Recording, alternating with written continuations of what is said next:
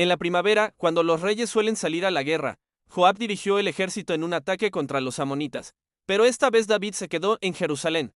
Mientras Joab sitiaba la ciudad de Rabá y la destruía, dejándola en ruinas, David tomó la corona de la cabeza del rey amonita. Pesaba 35 kilos de oro y fue puesta sobre su cabeza. Después de algún tiempo, hubo guerra contra los filisteos. Sibecai mató a Sipae, un descendiente de gigantes, y los filisteos fueron sometidos. En otro combate en Get, un gigante con 24 dedos se burló de Israel, pero Jonatán, sobrino de David, lo mató.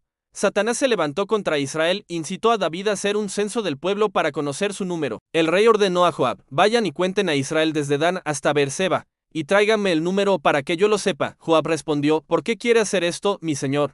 ¿Por qué traer culpa sobre Israel? Pero la orden del rey prevaleció. Joab hizo el censo y presentó el informe. Había 1.100.000 hombres aptos para la guerra. Esto desagradó a Dios. Entonces David dijo a Dios: he pecado gravemente al hacer esto. Te ruego que perdones la iniquidad de tu siervo. El Señor habló por medio de Ged, el vidente: ve y dile a David, te doy a escoger entre 3 castigos. Ged le dio a elegir entre 3 años de hambre, 3 meses huyendo de enemigos, o 3 días de plaga en la tierra. David respondió: prefiero caer en manos del Señor, porque grande es su misericordia. Así que el Señor envió una plaga sobre Israel, y murieron 70.000 hombres. Dios envió un ángel a Jerusalén. David vio al ángel del Señor entre el cielo y la tierra con una espada desenvainada contra Jerusalén. David se postró y rogó: Señor, Dios mío, que tu mano caiga sobre mí, pero no sobre tu pueblo. El ángel ordenó a Ged que dijera a David que levantara un altar al Señor en la era de Arauna el Jebuseo. David fue y compró la era diciendo: no ofreceré al Señor lo que es tuyo, ni sacrificios que no me cueste nada. David edificó allí un altar e invocó al Señor, y él respondió con fuego desde el cielo sobre el holocausto. Entonces el Señor ordenó al ángel guardar su espada. David dijo: aquí estará la casa del Señor Dios. David mandó reunir a todos los extranjeros que vivían en Israel y los puso a trabajar cortando piedras y preparando bloques para la construcción del templo del Señor. También reunió gran cantidad de hierro para hacer clavos y bisagras para las puertas. Había tanto bronce que no se podía pesar. Los sidonios y los tirios enviaban a David troncos de cedro en tal cantidad que era imposible contarlos. David pensaba: mi hijo Salomón es muy joven y inexperto, pero el santuario que debe construirse para el Señor tiene que ser majestuoso e impresionante para todas las naciones. Por eso, antes de morir, dejó todo preparado para la construcción. Luego llamó a su hijo Salomón y le ordenó que construyera un santuario para el Señor, el Dios de Israel. David le dijo a Salomón: yo tenía el firme deseo de construir un santuario en honor al Señor, mi Dios, pero el Señor me dijo: has derramado mucha sangre y has hecho muchas guerras. Por eso no construirás un santuario en mi honor, porque has derramado mucha sangre delante de mí. Pero tendrás un hijo que será hombre de paz, porque yo le daré descanso de sus enemigos. Su nombre será Salomón.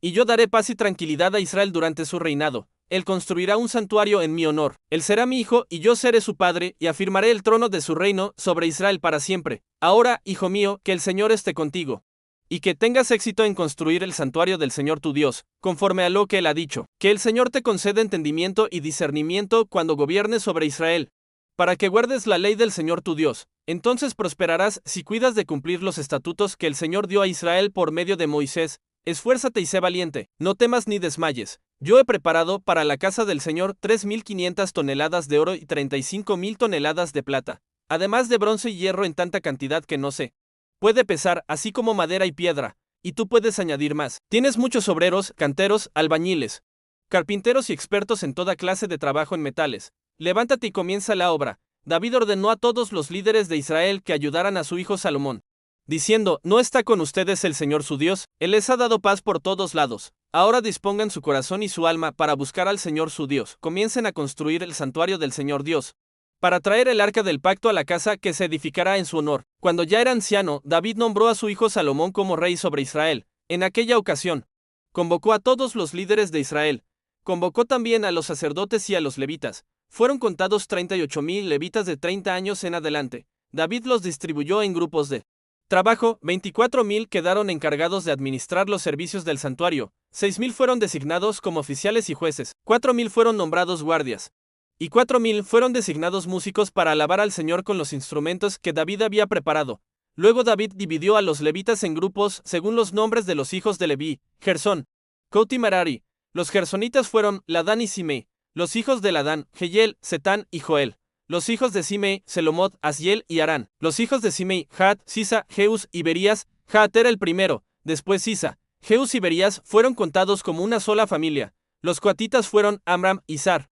Hebrón y Uziel, los hijos de Amram, Aarón y Moisés. Aarón fue apartado para consagrarse al servicio del lugar santísimo, para quemar incienso delante del Señor y pronunciar bendición en su nombre para siempre. Moisés y sus descendientes fueron contados dentro de la tribu de Leví. Los hijos de Moisés fueron Gersón y Eliezer. Sebuel fue el hijo mayor de Gersón. Rehabías fue el único hijo de Eliezer, pero tuvo muchos hijos. Selomit fue el hijo de Izar. Hebrón tuvo 4 hijos, Jerías, Amarías, Jaasiel y Jecameán. Uziel tuvo 2 hijos, Mica y Isías. Los hijos de Merari fueron Mali y Musi. Eleazar murió sin tener hijos varones. Sus hijas se casaron con los hijos de Quis. Estos fueron los descendientes de Leví de 20 años en adelante, organizados por familias que ministraban en el santuario del Señor.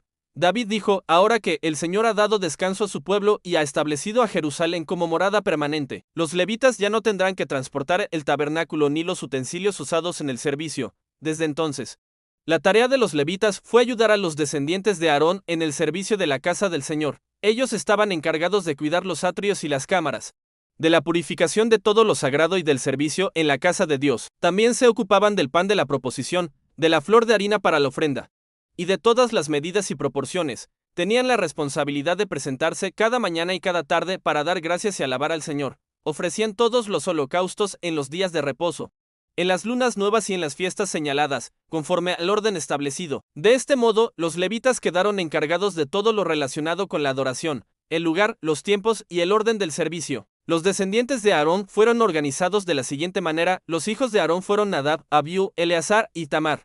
Nadab y Abiú murieron antes que su padre y no tuvieron hijos, por lo que Eleazar y Tamar ejercieron el sacerdocio. David nombró a Sadoc, descendiente de Eleazar, y a Ahimelech, descendiente de Itamar, para dividirlos en grupos según sus funciones. Había más jefes entre los descendientes de Eleazar que entre los de Itamar, por eso se hizo una distribución proporcional. 16 jefes de familia de la línea de Eleazar y 8 de la línea de Itamar fueron repartidos por sorteo, de manera imparcial. Tanto entre los descendientes de Eleazar como entre los de Itamar había oficiales del santuario y líderes espirituales. El secretario Semaías, un levita, registró los nombres en presencia del rey, de los oficiales, del sacerdote Sadoc y de Ahimelech. Se turnaban una vez la familia de Eleazar y otra la de Itamar. En el primer sorteo salió Joyarid, en el segundo, Jedaías, en el tercero, Arim, en el cuarto, Seorim, en el quinto, Malquías, en el sexto, Miamín, en el séptimo, Acos, en el octavo, Abías, en el noveno, Jesúa, en el décimo, Secanías, en el undécimo, Eliasib, en el duodécimo, Jaquim, en el decimotercero, Upa, en el decimocuarto, Jesebeab, en el decimoquinto, Bilga, en el decimosexto, Imer, en el decimoséptimo, Esir, en el decimoctavo, Apises, en el decimonoveno, Petaías, en el 20º, Ezequiel, en el 21º, Jaquim, en el 22º, Gamul, en el 23º, Delaías, y en el 24º, Maasías.